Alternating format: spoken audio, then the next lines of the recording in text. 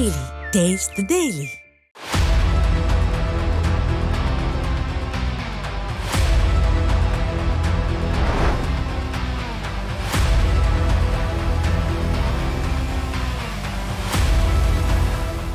News நேயர்களுக்கு வணக்கம். சொல்லிட நிகழ்ச்சிக்கு உள்ள வரவேற்கின்றோம். இன்றைய சிறப்பு விருந்தினர் வழக்கறிஞர் சதீஷ்குமார் அவர்கள். வணக்கம் சார். வணக்கம் சார். இப்போது சமீபத்தில் சட்டம் ஒழுங்கு இந்த திமுக ஆட்சியில் மிகப்பெரிய கேள்விக்குறியாக இருக்குது. பார்த்தீங்கன்னா ஆம்ஸ்ட்ராங் கொலை வழக்கு பார்த்தீங்கன்னா காவல்துறையில் மிகப்பெரிய குழப்பம். ஒரு குற்றவாளி இதுவரையும் கண்டுபிடிக்க முடியாத சூழ்நிலை.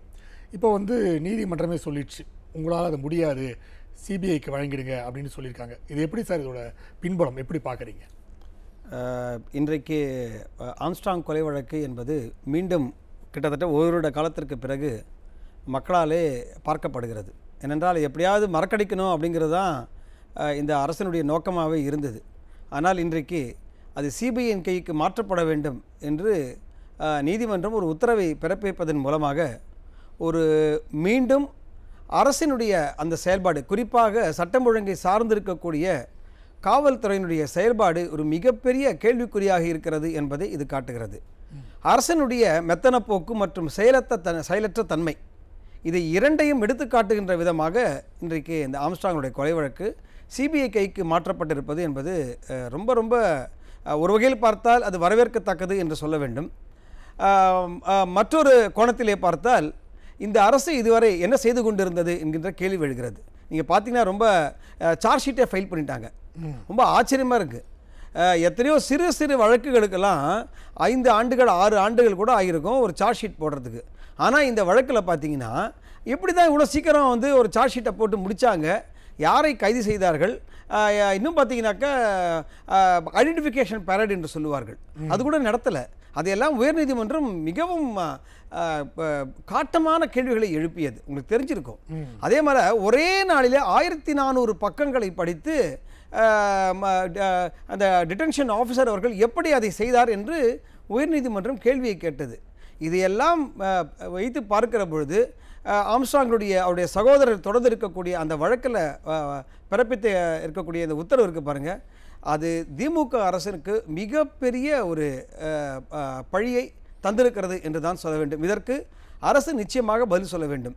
இதுக்கு அடுத்த விஷயம் என்னன்னாக்க, ஒருவேளை இதிலே சிபிஐ இறங்கி முழுமையாக விசாரணையை தொடங்குமேயானால் அதற்கு எந்த வகையில் தமிழக காவல்துறை உறுதுணையாக நின்று உண்மையான குற்றவாளிகள் யார் என்பதை கண்டுபிடிப்பதற்கு அவர்கள் துணையாக நிற்பார்கள் என்கின்ற ஒரு கேள்விக்குறி அவர்கள் குடும்பத்தினருக்கே வந்திருக்கிறது என்பதாக நமக்கு தெரிகிறது, இல்லைங்களா?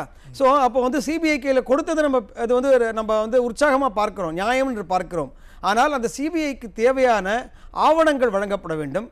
இதுவரை பார்த்தீங்கன்னா அந்த விட்னஸோ டாக்குமெண்ட்ஸோ எவிடன்ஸஸோ எந்த வகையான டேம்பரிங் இல்லாமல், அது தவறாக அழிக்கப்பட்டுறாமல் அல்லது முறையாக அது தரப்படாமல் இருக்குமேயானால் உண்மையான குற்றவாளிகள், அரசியல் பின்பலத்தின் காரணமாக இருந்தவர்கள் மறைக்கப்படுவார்கள் என்பதனால இந்த வழக்கை மிக விரைவிலே துரிதமாக இந்த வழக்கு நடத்தப்பட வேண்டும், சிபிஐ கையில் நடத்தப்பட வேண்டும். அது முறையான உண்மையான குற்றவாளிகள் கண்டுபிடிக்கப்பட வேண்டும். அதற்கு தமிழக அரசு நியாயமான முறையில் உறுதுணையாக இருக்க வேண்டும். ஆனால் அது இருக்குமா என்பது இந்த ஆட்சியில் சட்டம் ஒழுங்கை பார்க்கிற பொழுது ஒரு மிகப்பெரிய கேள்விக்குறியாகவே இருக்கிறது. சார், இன்னொரு விஷயம் பார்த்தீங்கன்னா 100 நாள் வேலைவாய்ப்பு திட்டம். இது கிராமப்புறங்களில் பல்வேறு இடங்களில் தொடர்ந்து பணத்தில் தருவதில் பெரிய ஊழல் நடைபெற்று கொண்டிருக்கிறது.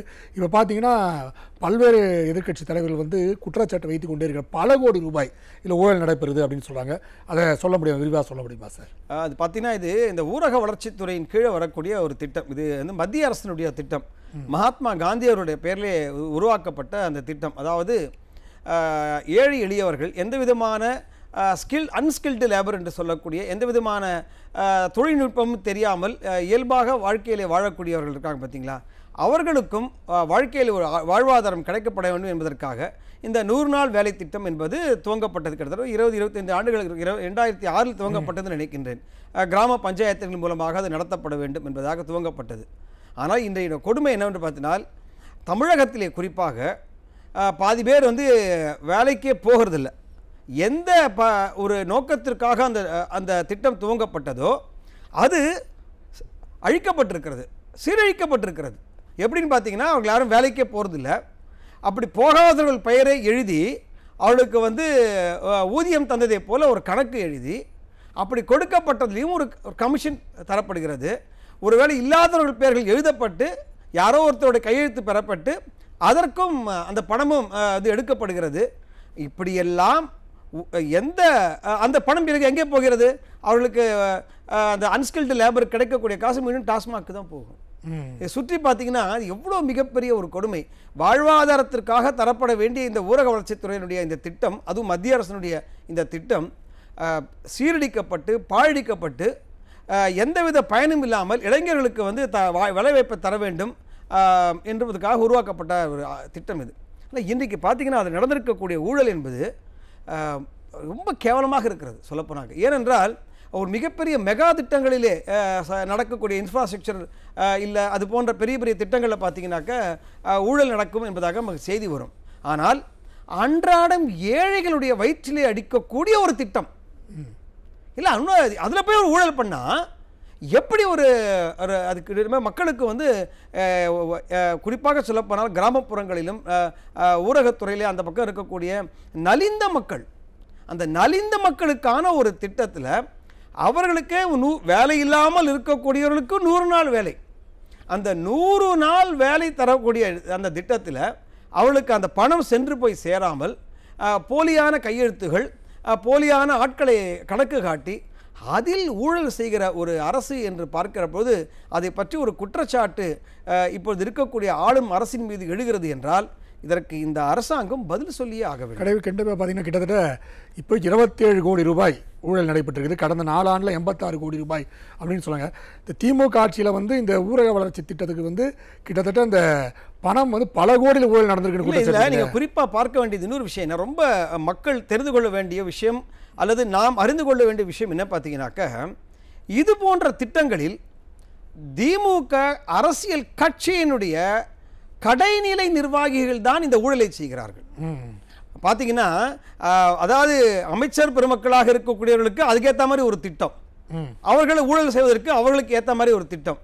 அதாவது ஒரு மேல் லெவலில் இருந்து மிக உயர்ந்த நிலை உயர்மட்டத்திலே இருந்து கீழ்மட்டம் வரை இருக்கக்கூடிய அந்த கட்சியினுடைய நிர்வாகிகளாகட்டும் அல்லது ஊழியர்களாகட்டும் அந்த கட்சி சார்ந்து இருக்கக்கூடியவர்களுக்கு வந்து இந்த அரசியல் எப்படிப்பட்டதான தலையீடு இருக்கிறது இதுதான் நீங்கள் பார்க்கணும். கவர்மெண்ட் அஃபீஷியல்ஸை வந்து எந்த அளவிற்கு கட்சி சார்புடையவர்கள் கடைநிலை நிர்வாகிகள் போய் அவர்களை வந்து தொந்தரவு செய்து இது போன்ற ஊழலுக்கு அந்த கட்சியினுடைய நிர்வாகிகள் காரணமாக இருக்கிறார்கள்.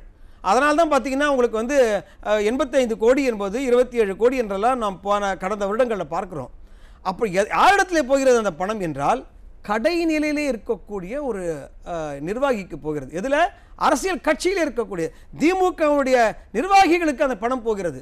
கண்டிப்பாக அப்படின்னா மேல் லெவலில் இருக்கக்கூடியவர்கள் நினைச்சு பாருங்க. கண்டிப்பாக. அதே மாதிரி இன்னொரு பார்த்தீங்கன்னா உங்களுடன் ஸ்டாலின் ஒரு நிகழ்ச்சியை நடத்திட்டுங்க, அதில் வந்து ஒரு மிகப்பெரிய ஊழல் நடந்துபட்டு தொடர்ந்து தினசரியில் வந்துக்கிட்டே இருக்குது. அதே மாதிரி பார்த்தீங்கன்னா இப்போ இன்னொரு ஊழல் என்னென்னா விஓ ஒருத்தர் வந்து 3000 பணம் கொடுங்க அப்படின்னு சொல்லி ஒரு ஊழல் ஒரு டீ கடைக்கு வந்து பணம் வாங்கிட்டு இருக்கிற சூழ்நிலையெல்லாம் பார்க்குறோம். அதனால் வந்து அந்த அரசு நிர்வாகிகள் அவ்வளோ பேர் வந்து இதை வைத்து கொண்டு லஞ்சம் வாங்கி கொண்டிருக்கின்றார்கள். அது திமுக கட்டுப்படுத்த முடியவில்லை என்ற ஒரு செய்தி வருதே சார். இல்லை இது வந்துங்க அது உங்களுடன் ஸ்டாலின் என்று சொல்வதை விட ஊழலுடன் ஸ்டாலின் என்று சொன்னால் கரெக்டாக இருக்கும். ஏனென்றால் இந்த ஆட்சியினுடைய செயல்பாடே அப்படிதான் இருக்கிறது. இப்படி ஒரு கிராம நிர்வாக அலுவலராக இருக்கக்கூடியவர் வந்து ஒரு 3000 ரூபாய் பட்டா பார்த்தீங்கன்னா இன்றைக்கி எல்லாம் ஆன்லைனுங்க.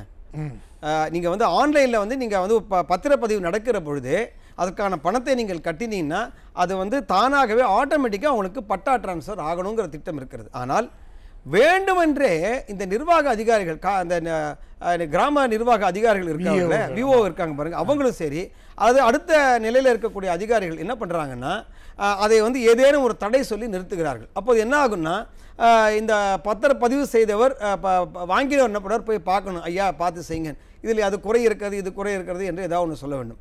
சொல்லி அவர்களிடத்துல வந்து அதற்கான பணத்தை பெறுகிறார்கள். எந்த ஒரு பயனும் சரியாக போய் சேராமல் ஒரு சாதாரணமாக நடக்கக்கூடிய ஒரு பட்டா டிரான்ஸ்ஃபர், அதில் கூட ஊழல். இதற்கு அடிப்படை காரணம் என்னவென்றால் மேல்மட்டத்திலே இருக்கக்கூடியவர்கள் சரியாக இருந்தால் கீழ்மட்டத்திலே இருக்கக்கூடியவர்கள் நியாயமாக நடந்து கொள்வார்கள். இதில் என்னன்னு பார்த்தீங்கன்னா அந்தந்த ஒவ்வொரு நிர்வாக அலுவலகம் இருக்குது பார்த்தீங்களா, அதுலேருந்து ஒரு பர்சன்டேஜ் இருக்குது. அது போயாகணும். அது எப்படி போகும்? அது பதவிக்கு வருவதற்கு அவர் எவ்வளோ கொடுத்துட்டு வந்தார்? இந்த வேலை கிடைப்பதற்கு, கிராம நிர்வாக அலுவலராக அவர் சேர்வதற்கு நிச்சயமாக லஞ்சம் கொடுக்காமல் அந்த கிடைத்திருக்காது. அப்போ அவர் எங்கேருந்து அந்த பணத்தை எடுப்பார்? இப்போது ஒரு 3000 ரூபாய் ஒரு லஞ்சம் வாங்கினார் ஒருவர் என்பதற்காக அவர் கைது செய்ததை என்னமோ லஞ்ச ஒழிப்புத்துறை போய் அப்படியே பிடிச்சிட்டாங்களா, அப்படியே இந்த தமிழ்நாட்டில் லஞ்சம் ஒழிலே இல்லையா என்று சொல்லுகிற மாதிரி ஒரு ஒரு தோற்றம் உருவாகிறது. ஆனால் 3000 கோடி 30,000 கோடி. அப்போ அது அந்த மாதிரி செய்தவர்கள் எல்லாம் எங்கே போகிறார்கள்? இப்போது எங்கே அவர்கள் ஏன் அரசு பாதுகாக்கிறது? நினச்சி பாருங்க, 30,000 கோடி ஊழல் செய்தவர்களை பத்திரமாக பாதுகாக்கிற இந்த அரசு 3000 ரூபாய் லஞ்சம் வாங்கிய ஒருவரை பிடித்து ஏதோ இந்த நாட்டில் சட்டம் ஒழுங்கும் நீதியும் நீதி பரிபாலனம் மிக நன்றாக நடக்கிறது என்பதாக ஒரு மாயையை காட்டுகிற பொழுது அந்த அரசு அதிகாரி நீங்கள் சென்று விசாரித்தால் அவர் ஏன் அப்படி செய்தார் என்றால் அவருக்கு இருக்கக்கூடியதான அழுத்தம், அந்த அழுத்தத்தை நாம் புரிந்து கொள்ள முடியும். இதிலேருந்து என்ன தெரியுது என்றால் புறையோடி கிடக்கிறது ஊழல் என்பது.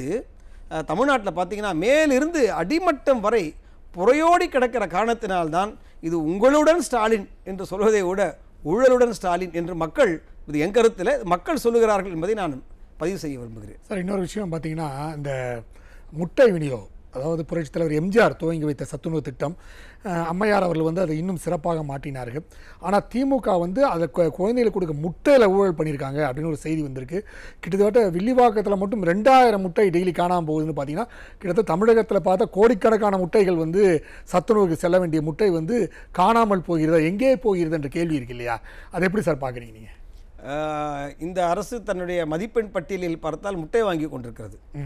அது நமக்கு தெரியும். முட்டைக்கு கீழே ஏதேனும் மதிப்பெண் இருக்குமானா அது கூட அந்த மதிப்பை கூட இந்த அரசு வாங்கும். அதனால் முட்டை வாங்குவதிலேயும் அவர்கள் ஊழல் செய்திருக்கிறார்கள் என்பது ஒன்றும் பெரிய விஷயமே கிடையாது. அது ஊழல் நடக்கத்தான் செய்யும். இதில் என்ன ஒரு வருத்தம் என்றால், சமீபத்தில் நீங்கள் கடந்த 2 மாதங்களுக்கு முன்னால் நினைக்கிறேன் நடந்த ஒரு செய்தி, ஒரு பள்ளி மாணவன் எனக்கு முட்டை வரலன்னு சொல்லி கேட்குறான். அப்படி வந்த அந்த மாணவனை அந்த பள்ளியினுடைய அந்த முட்டை வழங்குகிற அதிகாரி துடைப்பத்தால் அடித்திருக்கிறார். இந்த செய்தி நீங்கள் பார்த்துருப்பீங்கன்னு நினைக்கிறேன். பெருசும் பேசப்படவில்லை. அப்போது ஒரு முட்டை எனக்கு முட்டை கொடுங்க, எந்த திட்டத்திற்காக அது சொல்லப்பட்டதோ, அவர் ஊட்டச்சத்து குறைபாடு காரணமாக இருக்கக்கூடிய ஒரு மாணவன் அவன் எனக்கு முட்டை கொடுங்கள், எனக்கு பசிக்கிறது என்று கேட்பவனை துடைப்பத்தால் அடித்து, முட்டை இல்லை போடான்னு துடைப்பத்தால் அடிச்சிருக்காங்க. அதே போல அழுகிய முட்டையை தந்திருக்கிறார்கள். இது மிகப்பெரிய ஒரு பிரச்சனையாக தூத்துக்குடியிலே ஒரு மிகப்பெரிய பிரச்சனையாக அங்கன்வாடியிலே எழுப்பப்பட்டது. பிறகுதான் செல்லக்கூடிய எல்லா இந்த முட்டையை எடுத்து செல்லக்கூடிய வாகனங்கள் எல்லாம் ஒரு அதுக்கு அது செக் பண்ணணும் அப்படின்லாம் கூட சொன்னாங்க. ஆனால் என்ன பண்ணினாலும் முட்டை காணாமல் போகிறது. கோழி காணாமல் போனால் பரவாயில்ல, முட்டை காணாமல் போகிறது. அப்போது இது காணாமல் போகிற போது இந்த முட்டை எங்கே போகிறதுன்னு அப்புறம் அதுக்கு தேடி பார்க்கிற பொழுது அந்த முட்டையை ஒரு ட்ரேல ஒரு 100 முட்டை இருக்கிறது வைத்துக் கொள்ளுங்கள், அதை 120 ரூபாய்க்கு 150 ரூபாய்க்கு கள்ளச்சந்தையில் எடுத்து விற்கிறார்கள் என்கின்ற செய்திகளும் வருகிறது. அப்போ பார்த்தீங்கன்னா ஏழை குழந்தைகளுக்காக நம்முடைய பாரத ரத்னா எம்ஜிஆர் அவர்கள் துவங்கிய அற்புதமான ஒரு திட்டம் சத்துணவு திட்டம் என்பது.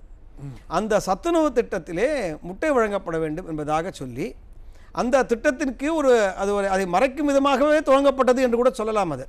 ஆனால் அதில் அந்த அழுகிய முட்டையை தருவது, இன்னும் சொல்லப்போனால் அந்த முட்டையை கொள்முதல் செய்வதில் பார்த்தீங்கன்னா 2 விதமான எண்டு, அதாவது ஆரம்பம் இருக்குது பாருங்கள். இந்த முட்டையுடைய கொள்முதல் செய்வதில் ஒரு மிகப்பெரிய ஊழல், அதுவும் நம்ம தெரிஞ்சுக்கணும். ஏனென்றால் 4 ரூபாய் 80 பைசா என்று நினைக்கிறேன், 4 ரூபாய் 40 பைசா இருந்து 4 ரூபாய் 80 பைசா வரைக்கும் ஒரு கொள்முதல் ஒரு முட்டையினுடைய விலை. அதை அரசே 5 ரூபாய் 80 பைசாய்க்கு கொள்முதல் செய்ததாக கணக்காட்டியது. அதிலே ஒரு மிகப்பெரிய ஊழல். இப்போது முட்டை கொள்முதல் செய்வதில் ஒரு ஊழல், பிறகு அந்த பள்ளி மாணவர்களுக்கு செல்லுகிறது. அந்த பள்ளி மாணவர்களுக்கு செல்லுகிற போது அதை கள்ளச்சந்தையில் எடுத்து யார் விற்கிறார்கள்? திமுகவில் இருக்கக்கூடிய கடைநிலை நிர்வாகிகளும் அதில் இருக்கக்கூடியவர்கள் அதை செய்கிறார்கள் என்றால், ஆரம்பம் முதல் கடைசி வரை பள்ளி குழந்தைகள், ஏழை எளிய ஊரக வளர்ச்சித்துறையாக அதை சார்ந்து இருக்கக்கூடிய கிராமப்புறத்தில் இருக்கக்கூடிய ஏழை எளியவர்கள், இவர்கள் வயிற்றிலே அடித்து இப்படி ஊழல் செய்வதால் மக்கள் எப்படி நாளைக்கு வாக்களிப்பார்கள் என்பதை மக்கள் சிந்திக்கிறார்கள். இது ஒரு மிகப்பெரிய ஒரு புரட்சியாகவே மக்கள் மத்தியிலே எழுது கொண்டிருக்கிறது.